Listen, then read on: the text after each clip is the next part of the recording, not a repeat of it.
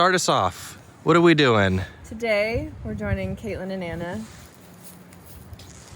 to go hunt for morel mushrooms. They're going to show us what to look for, what environments they grow in, and other helpful tips. And why would we want to find those mushrooms? Because these are highly sought after mushrooms in Alaska. It looks like it'd be about $60 a pound. Wow. Springtime, it's the time you got to get out there. Kind of too lazy to go and look in burn areas and get all dirty, and I never have success in burn areas. So we look for mushrooms based on like trees and slope aspects and how disturbed the ground is. So we'll show you more about that. Awesome. Top secret. Yeah, we will not disclose the Better location. not disclose location. No. Mushroom people are serious people. Yeah, we don't want to mess with them. It's a cult. All right, let's do it. Mats, we ready to go? Let's go.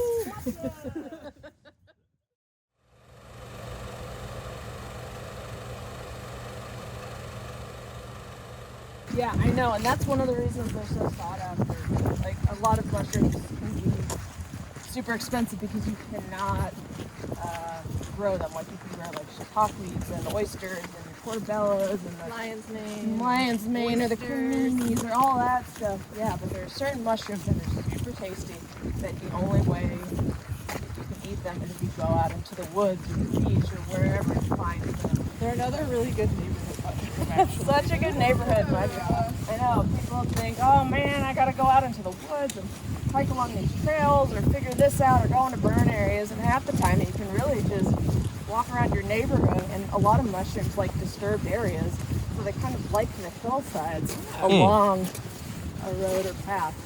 These mushrooms like more well-drained soil. Yeah, and so one thing that we do try to be careful about is because we like to do some like neighborhood foraging, runoff off of roads is a thing. So when rain comes down, hits the roads, the soil can get swept off down below the road. A lot of chemicals can go with that. So we try to not pick mushrooms anywhere where we think there is runoff from the road.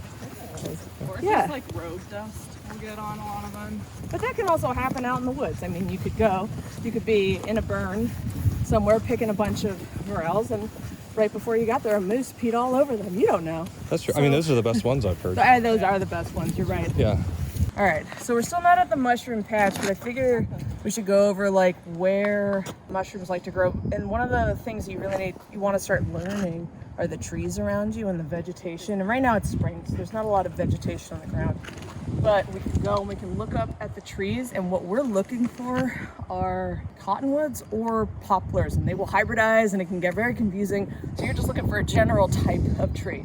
If we kind of look over at these are a bunch of conifers / poplars, and what you can notice about these guys is all the little buds seem really like heavy. They're just chunkier like tree tops right now. It's a bit harder to see because the leaves aren't fully out, so you're kind of looking at the general shape of a tree.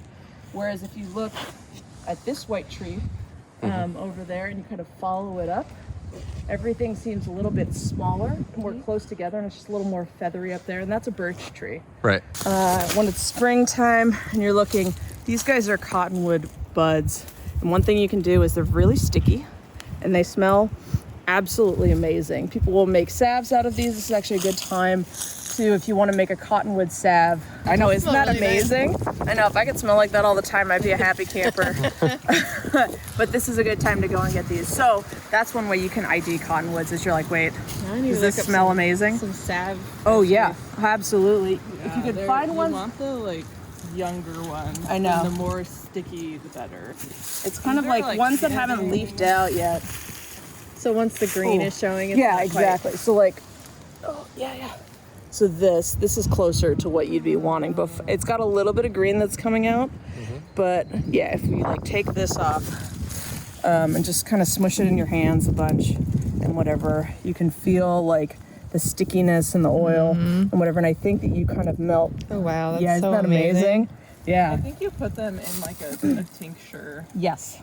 You make tinctures, but people also like soak them. Yeah, you soak them for a few days. I can't remember exactly, but Yeah, that'd be a great. Oh yeah, it's super fun. Yeah, there are a bunch of really neat plants in the spring that you can make salves out of. Like, oh okay, well we're getting distracted. But these are the trees that we're looking for. Okay. So yeah, if you kind of look over in this direction, you can just start seeing like, okay, I feel like I see several like, yeah, exactly, you nailed it. Yeah, those are cottonwoods. I'm so good at it. This doesn't count for all trees, but bigger cottonwoods, you can tell by the bark because it gets super furrowed.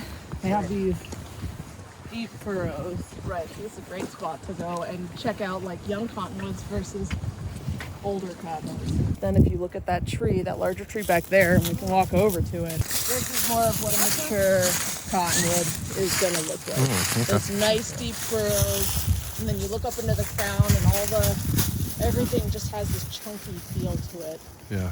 Yeah, these furrows, you're not gonna get this in aspen or birch. It's more smooth. This is actually a good spot. This is somewhere where I would look for morels. And you want, at the beginning of the season, south-facing aspects, which is kind of a technical term, but basically slopes that are facing the south are gonna get mushrooms first because they warm up quicker, because they just get more sunlight. And this is more facing, oh my God, never eat, God, awful. This is facing more west. Yeah. Like northerly, so it's a bit cooler. So I wouldn't expect them to be here, but this is really nice. We have like a slope, we have cottonwoods, we don't have a lot of grass, which is really important. Morels, they don't want to compete. They're like, absolutely not. I want to be in a fire where everything has been taken out for me. I want to be on a sandy bank where I don't have to compete with other like vegetation. So I'm looking for moss and mostly cottonwood leaves. I wouldn't look down there at your feet because that's mostly grass. Cool. So yeah, sweet. Nice. That's what we're looking for. So we're gonna keep heading on because it's early season and all these like depression areas are a little cold still. Morels aren't popping up yet, but in the coming weeks, I'll be checking all these spots.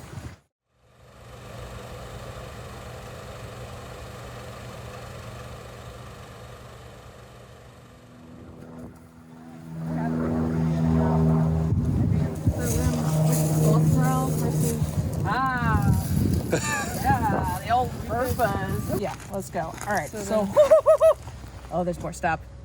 Yes. Exactly. We are in the zone. You need to be very careful where you're walking. Okay. Okay. Right here. Yep. Oh shoot. Yes. So this is a beautiful little morel. It is in a bunch of road dust, so I might not want to grab it right now. Once you see one, just stop what you're doing. Don't step anywhere. And just start to look around. Don't step anywhere. Right exactly. Don't screw it up for the rest of us. There is debate on whether to pull mushrooms out or to cut them, and different people have different feelings about it. For us, we tend to do it based on what Matsu just said. Matsu's like, oh, you forgot the third option of biting them? Based off of like how dirty it is around. So sometimes it's nicer to cut the mushroom because you don't pick up a bunch of dirt. And then other times I just like to just kind of break it off instead of pulling it out. Like that? Yep. Right. There we go. So There it is. I know. Oh, so cool. It is super cool. That's a morel. And then what we can do is I'm gonna slice this guy in half. There are a lot of different ways to like ID mushrooms, right? Because sometimes mushrooms look like you asked about them, like false morels. Okay. So this is the false morel? Okay, so hold on, we got the light. Yeah. Sorry. All right, so this is what we've been finding, but like more of a golden version or whatever. Oh, ours look like that. Exactly. Very like honeycomb, distinct, like yes. And then you get over to these things. And these are your false morels.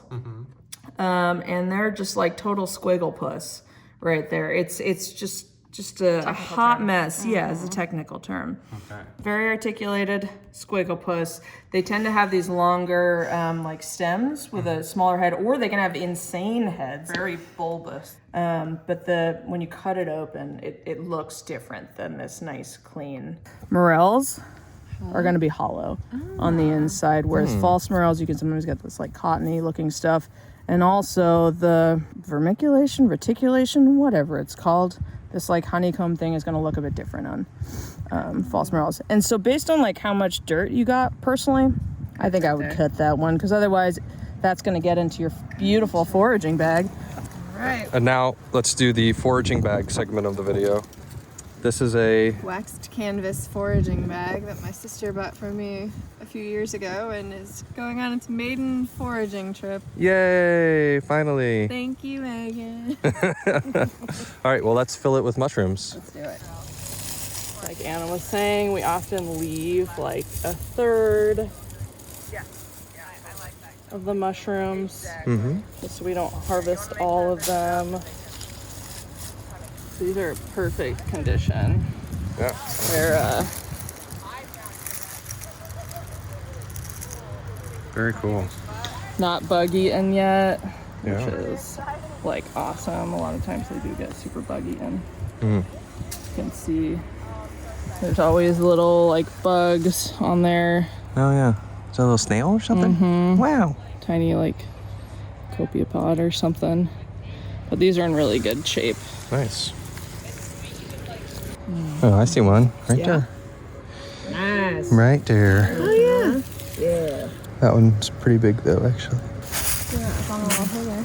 Yeah, I see some at the base of the little trees. Yeah, that little guy. That guy, or that double. Yeah, that one. Neat. There's one over there. Ooh, nice. Yeah. All right, I'm picking. Go ahead, pick some of those. Some of those little guys. All right. Yeah. Very good. Good haul. Totally. Yes. And then if we get up in there, there are aspens, but there are also a lot of alders, Okay. which tells me that there probably won't be morels in there because alders, once again, like to be in soil that's not super well drained, Okay. and morels want well drained soil, so it's just a bit too wet up in there. Okay. So yeah, Cool. you do it out of here. Skippity doo doop doop doop doop. Skippity-doo. Haul.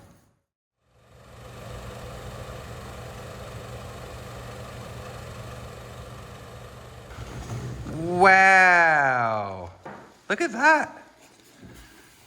Look at all of it. There's a pile. Cool.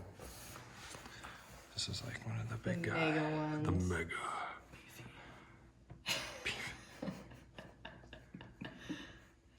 It's your Very cool. beefcake mushroom. Yeah. It is a good haul. If you were to order these guys online for fresh morels, which would still not be quite as fresh because you have to get them sent to you and stuff, it looks like it'd be about $60 a pound. Wow. So To get that's them a lot. shipped? All right, no, that's not with shipping. That's just the cost per pound. Wow. Gold mine. Exactly. Gold mine. Yeah, and when we get into kings, it's about, or porcinis or whatever, it's about $55 a pound. Wow. So, and those guys are beefy. Everybody has different philosophies on like what to do with mushrooms. Some people don't like eating grit, and so they will wash. Some people, and so they'll wash their mushrooms. However, when you wash mushrooms, they are like a sponge, and they will absorb a lot of that water, and it makes it pretty hard to like caramelize them or get like a good like crisp on your mushroom or whatever, and the texture will be a little ruined. So that's one of the reasons like Kate's foraging knife has a little brush on it, so it's better to like brush things off as much as you can. Yes, this is a little mushroom. Yes. Yeah. Yeah, doing stuff like that. You can also kind of do it with a paper towel or just blow on it or whatever, and you have to be really gentle. That's also part of why, like, I typically prefer to cut them. Yeah. Because then you avoid having like a bag full of these that just like the dirt gets all over. So- Sometimes you're gonna have a little grit in your mushrooms. Right. Yeah, along with mushrooms, especially certain types of mushrooms, come bugs. And that's just part of the game. Exactly. Amazing. Yeah. So Guys. these are like, that is like pristine condition. Yes. You don't see that very often. Frequently, you will have You'll open it up and it'll be full be of bugs. full of maggots and crawly doodads and whatever, and you say extra protein, Yeah. and you move along. But we caught these at the perfect time. Yeah. Perfect. Absolutely. Yeah, and one of the nice things about not getting fire morels is they're not covered in soot and ash. Like these are pretty clean morels. So when you guys dehydrate them, do you cut them in half or? We do. Typically, yeah, that's what we did with these. We cut them. You can, I mean, I think you could do it as a full thing, especially these little guys, these little pinheads. You could, but I think for me, it's like it's going to dehydrate faster by being like opened up. The more surface area. Yeah. And so I like during mushroom season, I would want to like saute some like right up and eat those. And then if I get a larger haul, then dehydrate. But yeah. I don't know, maybe we should have like mushroom pizza tonight or something. Ooh, Yeah, you guys should definitely have that would be mushroom pizza good. tonight. Definitely. Oh, yeah. Mushroom pasta. Yeah. And you do want to make sure you cook your mushrooms like fully. Cool. Well, thank you For guys. you guys. That was good mushroom hunting. Yeah, very educational, very helpful. Oh yeah. Cool. Happy mushrooming. Yeah. Now you're gonna be pros. Exactly. Shoot.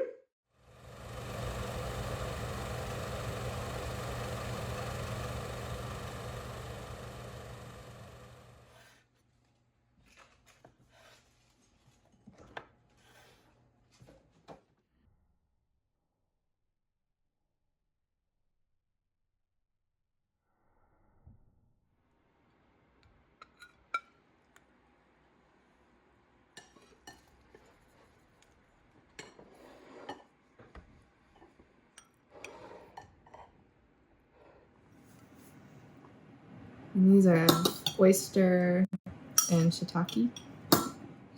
Yeah. Oh, so good.